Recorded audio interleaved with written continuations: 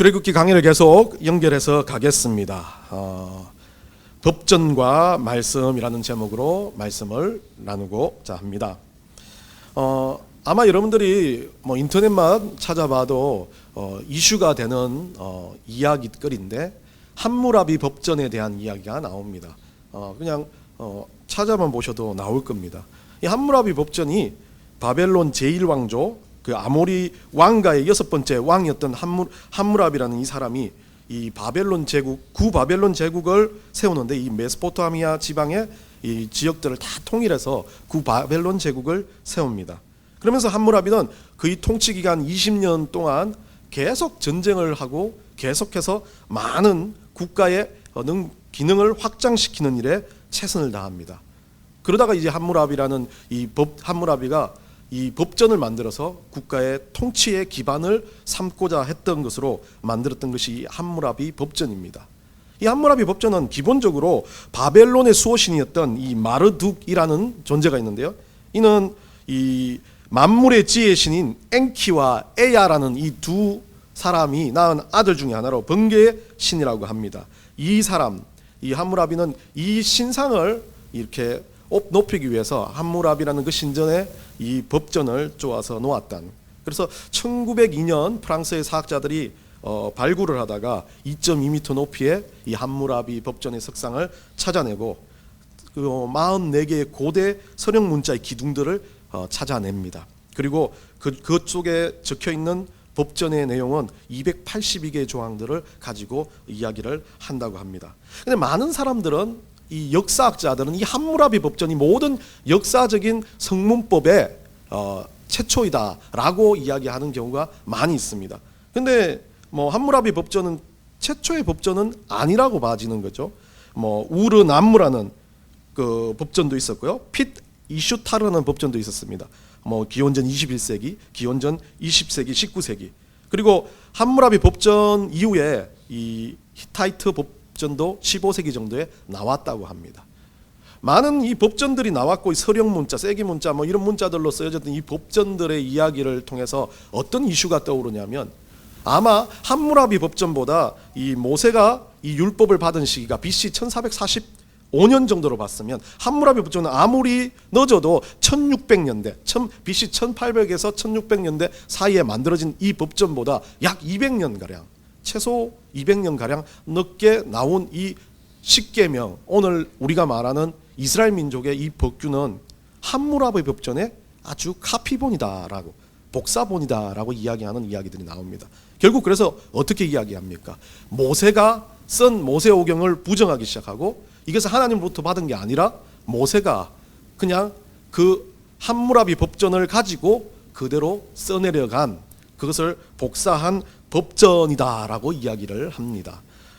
그래서 많은 이야기들이 무신론자들이 모세를 깎아내리기 위해서 성경에 대한 권위를 깎아내리기 위해서 했던 어쨌든 두 법전은 분명한 차이가 있습니다.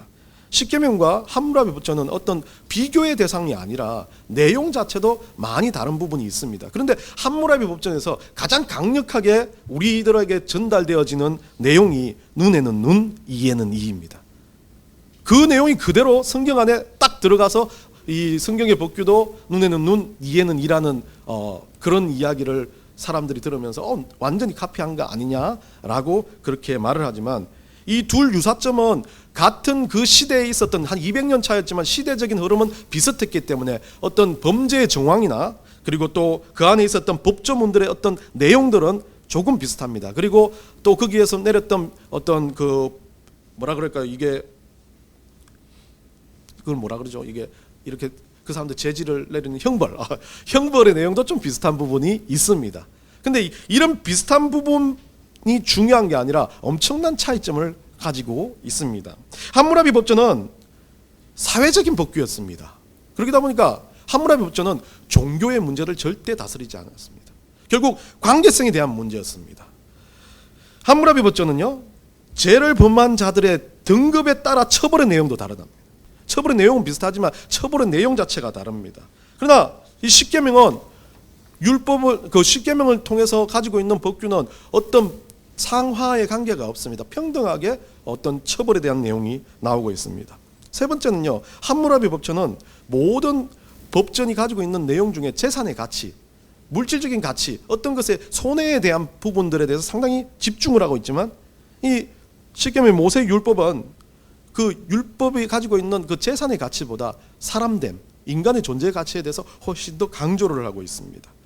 넷째는요, 함무라비 법전은 이 사건이 생기면 그 사건을 해결하고 처벌하는 것에 목적을 두었습니다.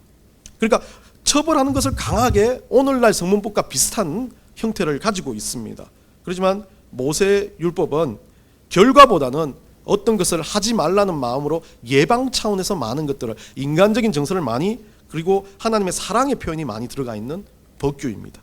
다섯 번째는요, 모세 율법은 이 아무리 왕이라 할지라도 그 어떤 그 고귀한 제사장이라 할지라도 율법을 바꿀 수가 없었습니다. 하나님 주신 그대로니까요. 그런데 이 함무라비 법전은 왕이 어떤 것을 지시해서 율법의 변화가 있었다는 겁니다. 그 법규의 변화가 있었다고 이야기를 합니다.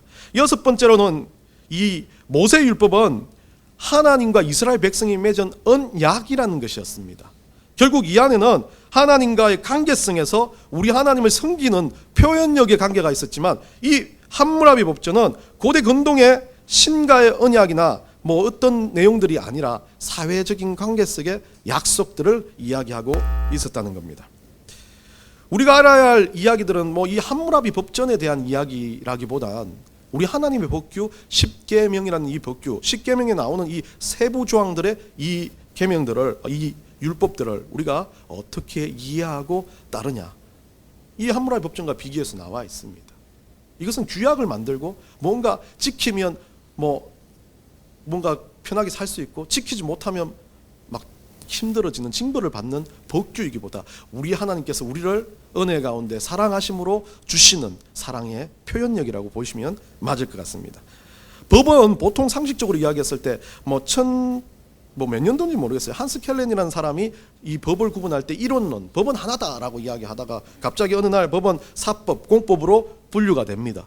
그러고 난 다음에 오늘날 소위 말하는 사회법이 들어가면서 사법, 공법, 사회법 해가지고 막 법이 이렇게 세 가지 법규의 차원으로 많이 구분이 되었습니다. 그래서 이 모든 것들이 어찌 보면 함무라비가 가지고 있는 사회적인 법규를 가지고 오늘날 법규들이 상당히 많이 진행되어 온 것으로 생각이 되어집니다. 본문의 십계명은, 우리가 지난주에 읽었던 십계명은 그런 모든 세상의 법규가 아니라 그것을 넘어서는 윗단위의 법이라고 저는 그렇게 바라봅니다. 하나님이 주시는 명령이자 약속, 다른 말로 하면 어떤 것을 가지고 있는, 세상은 그것이 그냥 지키는 기준이지만 이 하나님의 십계명은 진리의 기준이라고 보시면 더 합당하다고 봅니다. 오늘 본문을 통해서 이 세부 조항이 시작되는 내용, 어쩌면 십계명을 통해서 주었던 그 강렬한 10가지 계명 외에 조금 더 추가되어서 우리 하나님이 우리들과 함께, 그리고 이스라엘 백성들과 함께 어떻게 하나님을 섬기며 어떻게 믿음을 유지하며 살아야 될지에 대해서 고민하고 있는 이 말씀, 법전이 아닌 이 말씀을 나눠보고자 합니다. 22절 한번 가봅시다. 22절로 가보면요, 이렇게 되어 있습니다. 여호와께서 모세에게 이르시되, 자, 원래는 이 이르시되 앞에 개역 개정은 이같이 이르라라고 되어 있습니다. 코토마르라고 되어 있는데, 이 코 같은 경우가 우리 번역에서는 빠져 있습니다. 이같이라고 되어 있습니다. 뭐 이것과 같은 이라는 뜻입니다. 이스라엘 백성들은 그 히브리어를 보지만 히브리어 자체는 아주 단순한 문자이지만 한 가지 코라는 접속사도 상당히 중요하게 쓰여지는 겁니다. 그러니까 이 코는 똑같이라는 겁니다. 토달지 않고 그대로란 뜻입니다. 동일한 것을 전하라는 뜻입니다. 모세에게 하나님께서 처음으로 십계명을 받고 난 다음에 세부 계명을 주시면서 하시는 말이 네 말 하지 말고 내 말을 전해라는 겁니다. 제가 여러분 앞에 설교를 하고 여러 가지 하지만 오늘날 설교들은 많은 내 말이 전해지는 경우가 많아요. 그래서 막 잘못 전달했다가는 문제가 될 수도 있습니다. 그런데 쉽게 풀어내는 내용들로 설교를 하는 거지만 설교는 전체 다 하나님 말은 아닙니다. 하나님 말을 그 목사님이나 어떤 말로 풀어내는 경우가 많습니다. 보통 유일하게 성경만이 하나님 말이 그대로 전달되어지는, 내 말을 전하라. 모세에게 받았던 말, 모세가 하나님께 받았던 말을 그대로 이스라엘 민족들에게 가감 없이 전해라고 이야기를 하는 겁니다. 이 표현은 더하고 빼고가 아닙니다. 하나님의 말씀을 그대로 전달한다는 거죠. 하나님 명령은요, 그렇기 때문에요, 우리 하나님의 말씀이고 명령이고 진리 기준이라는 겁니다. 법전은 문제가 있으면 고치고 바꾸고 하는 거지만 하나님 명령은 고치고 바꾸는 것이 아닙니다. 지난 수억 년 세대를 지나 수천 년 세대를 지나 앞으로 다가올 수억 년의 세대의 미래 백성들에게도 똑같이 적용되는 기준점이라는 겁니다. 그게 말씀이라는 겁니다.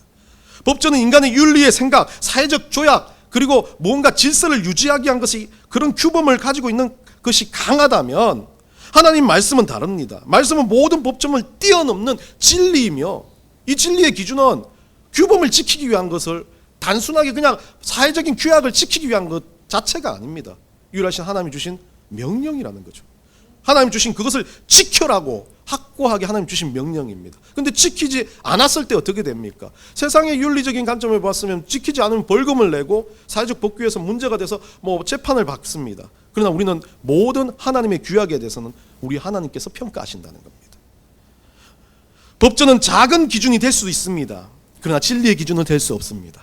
법전은 그냥 말씀으로서의 역할이 아니라 어떤 관계성과 사회에 대한 역할입니다. 근데 하나님 말씀은요, 말씀으로서 우리 삶을, 우리의 인격을, 우리가 살아가는 모든 영적인 고민과 갈등까지도 해결하는 그런 말씀이라는 것을 기억해야 됩니다.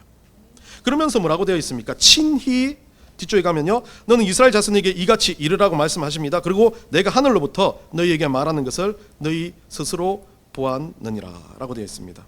근데 여기서는 또 스스로 보았으니라고 되어 있는 이 내용이 레이템이라는 단어로 쓰여진다. 보았다라는 내용이 바라보다는 의미입니다.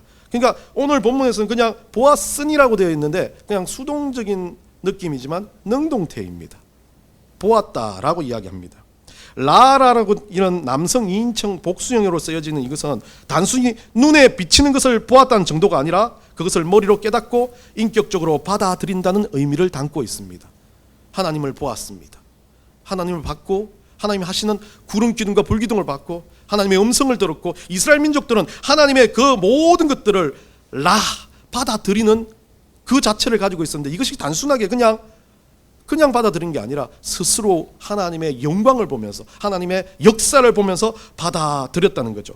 하나님은요, 의사 표현을 하신 겁니다. 내가 보여주지 않았냐? 내가 그렇게 너희들한테 하나님의 은혜와 영광을 눈에 띄게 보여줬고 내 음성을 들려주었지 않냐? 그것을 받아들였을 때 모세를 통해서도 하나님의 음성을 그대로 들려주었지 않았냐라는 이야기를 하는 겁니다. 결국 성경의 모든 기록된 말씀 한 구절 한 구절이 하나님의 음성이라는 거죠. 기록된 한 구절 한 구절의 역사적인 사건들이 우리 눈에는 보이지 않지만 하나님이 우리에게 보여주시는 하나님의 능력이시라는 것을 다시 한번 이야기해 주는 거죠. 라를 통해서는요, 그냥 이 말씀을 듣고 그 말씀을 깨우치는 것이 아니라 그것들을 보는 믿음의 확신을 주신다는 겁니다.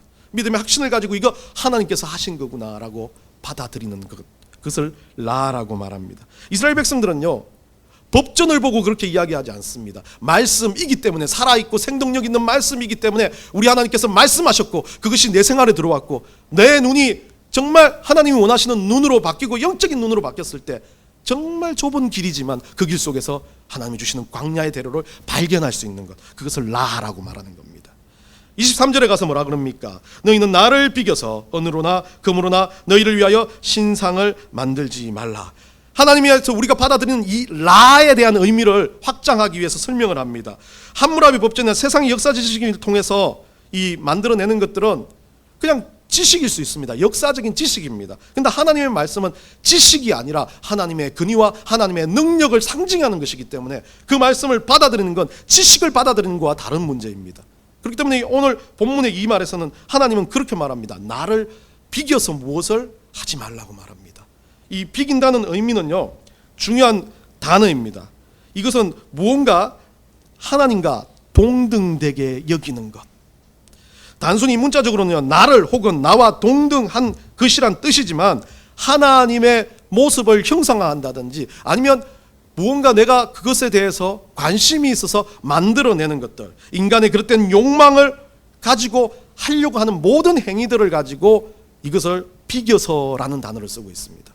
그것으로 비겨서 만든 것 자체가 우상이라고 말씀을 하시는 겁니다. 근데 오늘 본문에는 은으로나 금으로나 조금 상당히 어떻게 되어 있습니까? 제한적인 느낌으로 글을 쓰고 있습니다. 근데 이 원래 원전을 보면 이 은으로나 금으로나라고 되어 있는 이 단어들은 엘레헤 케체프라는 단어를 쓰고 있는데, 이 엘레헤 케체프는 우리가 번역했던 은으로나 금으로나는 느낌이 아닙니다. 그냥 이게 영계형 명사이기 때문에 은으로 된 우상, 금 우상, 은우상, 금우상, 그렇게 쉽게 말하면 은신상, 근신상을 만들지 말라라고 하는 기본적인 번역이 됩니다. 근데 느낌상 비슷한 번역 같습니다. 그렇지만 다시 한번 생각해 보면요, 은으로나 금으로나 너희를 위하여 신상을 만들지 말고, 은신상, 근신상을 너희를 위하여 만들지 말고. 느낌이 어떻습니까? 아무 느낌이 없습니까? 예, 저만 느낌이 왔나? 예. 쉽게 보면 강조점이 달라집니다. 은으로나 그러면 은이 가장 중요해 보입니다. 금으로나 그러면 금이 가장 중요해 보입니다. 이 은금이 상당히 중요한 요소인 것처럼 보여집니다. 맞습니다. 이 과거 이스라엘 민족 그 애굽의 시대는 은금이 엄청 중요한 고귀한 존재였습니다. 그래서 우상들을 만들고 은으로 금으로 만들어 놓은 게 고귀하다고 느꼈습니다. 금 자체가 성결하다고 느껴졌습니다. 그렇기 때문에 모든 우상들을 은금으로 만들면서 이들은 그것을 아주 자랑스럽게 내놓았죠. 그런데 오늘 번역을 보면 은신상, 금신상은 단순하게 은금이란 재료에 집중하는 것이 아니라 만들지 말라라는 행위에 집중한 겁니다. 결국 어떻습니까? 강조점이 달라집니다.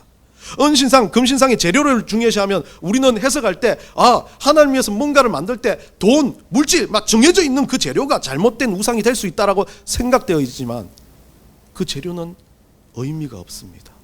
행위 자체가 행해진다면 모든 것이 재료가 될 수 있다는 겁니다. 참 무서운 말씀입니다. 우리가 가진 지식, 돈, 명예, 욕망 우상될 수 있습니다. 쉽게 말하면요, 그냥 단순하게 우리가 느끼는 사랑의 감정도 우상이 될 수 있습니다. 긍휼도 우상이 될 수 있습니다. 남한테 배려를 베푸는 것도 우상이 될 수 있습니다. 슬퍼지는 것도 우상이 될 수 있습니다. 기쁨도 우상이 될 수 있습니다. 여러분이 한 땀 먹는 맛있게 달콤하게 먹는 아이스크림도 우상이 될 수 있다는 겁니다. 모든 재료가 중요한 것이 아니라 그것을 하는 행위에 하나님이 없어지고 그것을 하는 행위에 내 의지와 욕망이 가득 차기 시작한다면 그것이 우상이 된다고 이야기하는 겁니다. 우리는요, 믿음의 기준이 사라지고 믿음에 대한 확고한 정말 말씀의 기준이 사라진다면 그 모든 것들이 재료가 돼서 우리에게 우상으로 다가올 수 있다는 겁니다. 그러면요, 어떻게 우상으로 우리가 만들지 않을 수 있습니까? 예, 자식 사랑하지 않습니까? 너무 귀해요. 그래서 막 기도합니다. 막 내 흑파를 빼고, 예전에 어떤 그사님이 기도할 때 제 흑파를 빼게 하시고 우리 새끼를 살려 막 이렇게 이야기를 하면서 막 그렇게 기도하시면 너무 사랑하는 건 느껴집니다. 예, 맞습니다. 사랑하는 건. 그런데 그 자식이 우상이 될 수 있습니다. 자식이 하는 행동과 자식이 하는 하나의 내 감정이 막 상처받고 뭔가 비교하기 시작하고 남들의 자식들은 일이 잘 된 내 자식은 왜 안 되라고 막 그렇게 생각하는 관점적인 잘못된 비교의식과 잘못된 생각이 들어서 하나님 앞에 뭐라고 말합니까? 왜 나한테는 이렇게 만드십니까? 왜 죄송해요, 이따 아들을 주십니까? 그런 마음이 들기 시작하면 그때부터 그게 우상화되는 겁니다. 내 욕망이 들어간 거죠. 자녀에 대해서 하나님께서 하나님 뜻대로 내 자식을, 내 자녀를, 물론 부모의 심정은 욕심이 있고 감정이 있습니다. 근데 하나님보다 앞서지 않기 위해서 간절히 노력하는, 아까 말씀 그 은혜처럼 하나님보다 앞서지 않기 위해서 자녀를 내려놓고 하는 마음이 반복될 때 우리 하나님은 그 자녀를 하나님 방식대로 끌어가신다는 겁니다. 하나님 위한 모든 것을 만들고 생각하면, 하나님의 기준을 두고 말씀의 기준을 두고 우리가 무언가를 행동하기 위해서 노력한다면 그것이 우상이 되지 않는 길이라는 겁니다.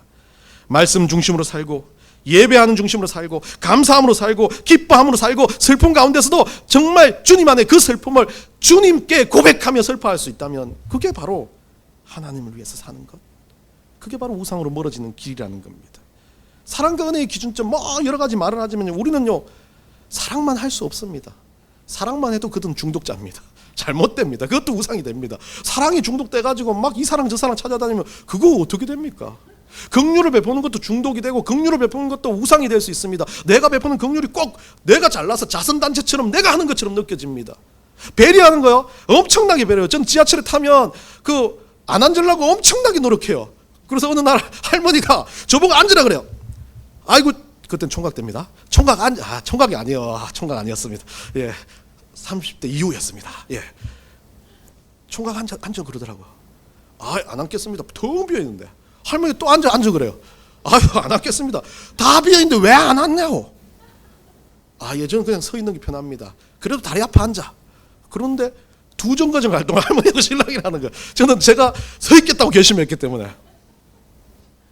근데 우리가 생각하는 이 모든 것이 그때 만약에 내가 우리 주님께서 주시는 그 사랑의 진짜 마음이 있다면 할머니가 그렇게 얼마나 너한테 말하는 게 무한하겠어. 그런데 거기다 고집을 피우던 아주 독한 곰같이 생긴 곰보다 더한 돼지같이 생긴 청년이 그렇게 하는 거로 느껴지지 않겠습니까? 그분한테 제가 전도사입니다 그랬으면 저 그때는 절대 교회를 안 나가겠죠. 여하튼 우리가 가지고 있는 모든 것들이 하나님보다 앞서기 시작하면 우상이 될 가능성이 크다는 겁니다. 그래서 이 우상을 섬기지 않기 위한 노력에 대해서 24절에 연계해서 아주 더 상세하게 설명을 합니다. 뭐라 그럽니까? 내게 토단을 쌓고 그 위에 내 양과 소로 내 번제와 화목제로 드리라. 화목제 범죄를 드리는 건 당연한 겁니다. 우리 하나님 앞에 제사를 지내는 거. 근데 하나님 뭐라 그럽니까? 토단이라고 딱 정해져 나왔습니다. 이 토단이라고 이야기하는 토단, 여러분 입장에서 봤을 때는 이 단이라고 하는 이스라엘 민족들의 단들을 좀 생각해 보면 이스라엘 민족들은 이 단을 만들 때 상당히 중요시 생각합니다. 왜? 제사를 드리는 기본적인 이 제단이기 때문에 그렇습니다. 그래서 예전에 목사님들 그렇지 않습니까? 이 앞에 본당 위에 막 단상을 막 이만큼 높여가지고 제가 막 이렇게 쳐다보게 만들 권위, 능력, 이런 거 상징한다 해가지고 교회 제단 단상도 막 제단처럼 그러면 목사님 불살라 죽어요. 각을 떠야 되는 상황이 되는데 그 제단을 만들어 놓고 그렇게 중요시하다, 신성시한다는 느낌도 줘가지고 요즘은 좀 많이 사라졌는데요. 그렇게 하는 경우도 있습니다. 근데 여기서 우리 하나님은 이 우상으로 넘어가지 않는 일에 가장 핵심적으로 봤을 때 하나님의 단을 토단으로 쌓아라. 흙으로 만든 단. 아주 작은 단입니다. 그리고 아주 초라한 단입니다. 단 중에는 막 대리석을 깎아 만들고 돌로 만들고 하는 것들이 더 중요한 건데 그냥 흙으로 뭉게 만드는 토단을 쌓으라고 주님께서 말씀을 하시는 겁니다. 여러분들 토단은요 쉽게 말하면 나를 위해서 쌓는 게 아닙니다. 하나님이 원하신다는 겁니다. 나를 위해 쌓으면 뭐라 그럴까? 음칠하고 근칠하고 거기다가 막 잘 만들어가지고 우리 주님 앞에 드려야지 하는 그 의지적인 요소도 뭐가 되는 겁니까? 하나님을 사랑하는 의지가 그것 자체가 심해지고 심해지면 하나님 사랑하는 게 아니라 그래 내가 하나님 섬기고 있는데 우리 하나님이 좀 막 얼굴에 금칠 좀 해줘야지 라고 하는 자기 의지를 생각하는 거죠. 우리 하나님 그거 가지지 말라는 겁니다. 결국 그래서 이 우리가 말하는 우상 안에 들어가지 않는 가장 큰 방법은 나를 위한 것이 아니라 누구를요? 하나님을 위한 것, 우리 하나님을 위한 것으로 살아가야 된다는 겁니다. 우상을 만들지 않고 벗어나는 길은요 다른 길이 없습니다. 기독교 고전가였던 찰스 셀던이라는 사람이 썼던 예수님이라면 어떻게 하실까라는 책이 있습니다. 우리 어린아이용도 나오고 막 많은 책들이 나옵니다. 이 책 자체가 그렇게 어려운 책은 아닙니다. 한 이틀이면 그냥 읽어낼 수 있는 책이지만 상당히 큰 의미를 주는 책입니다. 한 사건에 어떤 여자아이가 가지고 있던 생각, 그리고 일반적인 과거에 있었던 그리스도인이 어떤 힘든 상황, 어떤 어려운 상황에 그 상황을 어떻게 할까라고 고민하는 순간 그의 머릿속에 이 상황이라면 예수님이라면 어떻게 하실까라는 고민을 하고 말을 하고 행동을 하고 결정을 하는 그런 이야기의 내용입니다. 그 책이 저도 고등학교 때 읽었지만 아직도 제 가슴 속에 남아있는 건 제가 살아가는 모든 순간에 예수님이라는 어떻게 하실까라는 고민을 갖고 살아간다면 지금처럼 이렇게 아주 은혜가 떨어지는 목사가 되지 않을 겁니다. 능력이 넘치는 할렐루야 목사님 주여 이렇게 될 건데 그렇게 되지 않는 이유가 우리 속에 늘 마찬가지예요. 그렇게 고민을 해야 되고 예수님 마음으로 가야 되고 예수님 원하는 행동을 해야 되는데 그것을 결단하는 길이 없습니다. 그러다 보니까 우상이 생깁니다. 내 마음대로 내 뜻대로. 참 저도 우상 숭배 많이 했지 않습니까? 우리 교회를 이끌어오면서 얼마나 많은 우상 숭배를 한 것 같아요. 우상이 너무 많이 된 것 같아요. 제 뜻대로 너무 많이 한 것 같아요. 주님의 뜻을 묻지 않고 주님의 뜻이 무엇인지를 생각하지 않고 기도하지 않고 하는 모든 것은 우상이 될 가능성이 크다는 겁니다. 그래서 우리 하나님 말씀하십니다. 토단을 쌓으라고. 대단하고 엄청난 것이 아니라 아주 초라하지만 내가 원하는 걸 하라고. 너희가 원하는 거 하지 말고 내가 원하는 걸 해. 그러면 그게 바로 우상으로부터 벗어나는 길이라고 우리 주님 말씀하시는 겁니다. 토단은 주님을 향해서 고민하고 결정하고 행동하는 결과입니다. 이거 주님께서 토단을 쌓으면서 어떻게 생각하겠습니까? 토단 쌓으라 그러면 그 토단 쌓으면서 또 그런 사람이 있습니다. 하나님 토단 쌓으라는데 토단 끝에다가 살짝 금칠하는 사람이 있어요. 자기 생각으로. 살짝 옆에만. 그리고 밑에다 이름을 살짝 새겨요. 예전에 제가 그 기독교 오기 전에 그 불교에 있을 때는 초파일이나 이럴 때 있으면 등을 답니다. 거기다 이름을 쓰고 돈을 줍니다. 그 절이 생기면 종을 만듭니다. 종에다 뭐 합니까? 이름을 새겨놓습니다. 그러면서 그 종이 칠 때마다 내 이름이 엉엉 퍼지라고 그런지 모르겠지만 그러면서 돈을 줍니다. 아직도 해인사에서는 그 종에 제 이름이 있을 겁니다. 해인사가 아니고 용추사요. 죄송합니다. 여하튼 그런 것들처럼 우리의 생각은요, 어떤 것이 명령을 내려줬지만 그 명령에도 우리의 의지와 생각이 들어가기 시작하면 그때부터 우상 섬기는 것이 되어진다는 것을 우리 주님께서 경고하고 있습니다. 그러면서 뭐라고 말합니까? 이렇게 하면 하나님께서 쌓으라고 하나님 명령대로 하면 내 이름을 기념하게 하는 모든 곳에서, 우리 하나님 말씀이 전파되고 하나님 이름 있는 곳에서 뭐가 된다고? 모든 곳에 내게 임하여 우리 하나님께서 복 주시겠다라고 말을 합니다. 이거 하나입니다. 단순하게 이 토단 쌓는 거 하나, 하나님 토단 쌓는 거 하나가 다른 말로 하면 하나님의 명령을 철저하게 순종하는 거, 하나님의 음성을 듣고 철저하게 말씀을 순종하는 거, 이거 하나만으로도 우리 하나님은 복이라고 말합니다. 복의 개념이 뭐겠습니까? 토단 쌓고 뭐 그런 것이 세상이 가지고 있는 복의 개념과는 완전히 다릅니다. 하나님 명령을 지키는 사람, 그냥 돈이 많건 적건 문제가 아닙니다. 지식이 많건 대단한 건 문제가 아닙니다. 하나님 명령을 지키는 사람이 복이 있다는 거죠. 하나님 명령을 어긴 사람이 아무리 빌 게이츠가 된다 하더라도 하나님 명령을 어긴 사람은 그 사람에게는 복이 없다는 거죠. 그렇다면 뭐겠습니까? 돈 잘 번 게 복이에요? 예, 복에 들겠지만 복 차원에도 안 들어가는 거예요. 진짜 복은 우리 하나님 명령을 지킴으로써 우리가 예수 그리스도를 닮아가는 삶을 사는 것, 그게 진짜 복이라는 겁니다. 그러면서 뭐라 그럽니까? 24절에서 넘어가서 25절에서요. 내가 내게 돌로 제단을 쌓거든. 참 또 이제 한 번 더 나옵니다. 토단 그러셨다가 이제 내가 와가지고 나한테 잘 보이려고 돌로 제단을 쌓았어요. 아주 막 좋은 대리석을 가지고. 그러면서 그 이왕으로 쌓을 거면 우리 하나님이 참 재밌는 거 인정해 주세요.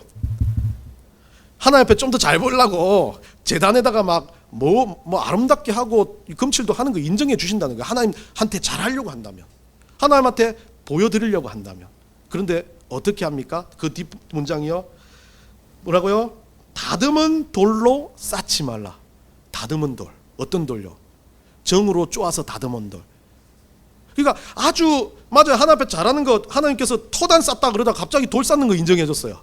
그러면서 이제 하나님 뭐라 그럽니까? 이제 네 힘으로 다듬어낸 돌을 하지 마라. 그러니까 돌단 쌓는 것까지는 허락해 줬는데 그 이상 뭐 합니까? 다듬는 행위 이야기 하는 겁니다. 여러분들 이 부분 잘 생각해 보셔야 됩니다. 우리가 살아가면서 하나님 앞에 뭔가 하나님 중심 살다 보면 막 하나님한테 하고 싶은 게 너무 많아요. 드리려고 하는 게 너무 많아요. 그런데 그 드리려고 하는 요소에 뭐가 들어가기 시작하면요, 내가 가지고 있는 의지와 노력의 땀방울이 들어갔을 때 하나님은 그거보다 그냥 돌로 쌓은 게 더 낫다 차라리. 어쩌면 우리 인생에 다듬은 돌이라고 말하는 이것은요, 어떤 번역된 것은 까지트라고 되어 있는데 자르다 색이다라고 되어 있지만 원래 이 유래한 말로는 이것은 다듬어진 존재, 다듬어진 것. 어때요? 하나님 앞에 드려질 때 그것을 깨끗하게 다듬었어요. 깨끗하게 다듬은 건 어떤 겁니까? 누구 마음대로입니까? 내 마음대로예요. 내 의지예요. 하나님 의지가 아닙니다. 하나님은 다듬고 안 다듬고의 문제가 중요하지 않습니다. 근데 그걸 다듬으면서 어떻게 됩니까? 깨끗하게 다듬는 순간 본질, 하나님께서 이 단을 쌓으라는 것은 사라져버리고 뭐가 생깁니까? 아름답게, 더 대단하게 내 작품으로 바뀌어지는 겁니다. 그게 다듬은 돌입니다. 우리는 우리 인생을 살아가면서 그렇게 말합니다. 정말 하나님 앞에 내가 이거 열심히 할 거야. 부흥이 일어날 거야. 교회가 일어나. 주일학교가 부흥했어. 나 때문이야. 내가 2명, 3명 데리고 왔고 그 친구들 또 데리고 왔어.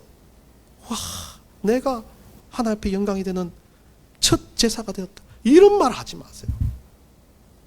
꼭 자기가 한 것처럼 이야기하는 모든 것이라면 그거 다 다듬어진 돌입니다. 누가 했어요? 하나님이 하신 겁니다. 하나님이 작게든 크든 하나님 방식대로 가시는 건데 그것 자체가 내 의지가, 내가 했던 헌금이, 내가 했던 봉사가, 내가 했던 의지적인 노력이 있었다. 다 하나님 뭐라고 말합니까? 그것은 쪼면 부정한 것이다 라고 말합니다. 잘못된 것이다. 은혜가 없는 것이다. 그것 가운데는 아무것도 들어갈 수 없다라고 말합니다. 여러분, 우리는요, 허례의식과 외부적인 자랑으로 교회 안 살아가는 거 아닙니다. 교회 건물이 좋다고 하나님이 사랑하시는 거 아닙니다. 정말 좋은 환경을 가지고 있다고 하나님 좋아하시는 거 아닙니다. 물론 그런 환경 필요합니다. 때로는 필요합니다.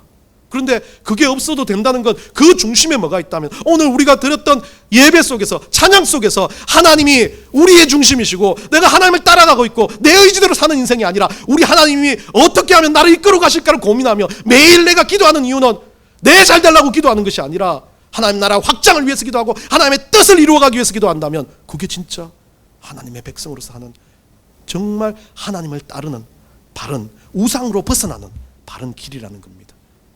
하나님 말씀은 이게 있습니다. 법전은 이게 없습니다. 그냥 단순히 기준점만 있습니다. 단순히 치리하는 것만 있습니다. 잘못하면 벌을 받고 잘하면 그것에 대한 응당한 대가를 받습니다. 흑백 논리밖에 없습니다.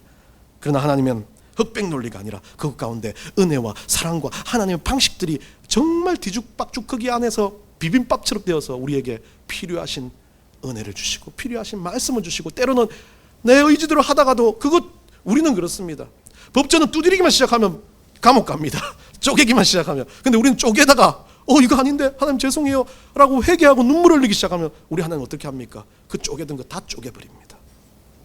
그리고 다시 원점으로 복귀시키시고 또 끌어안아 주시고 사랑해 주시는 게 우리 주님의 마음입니다. 자, 그러면서 마지막에 26절입니다. 오늘 첫 번째 우리 하나님께서 세부 항목을 주시면서 마지막에 독특한 이해가 또 안 될 수 있는 말이 나옵니다. 너는 청계로 내 제단을 오르지 말라. 내 하체가 그 위에 드러날까 함이니라.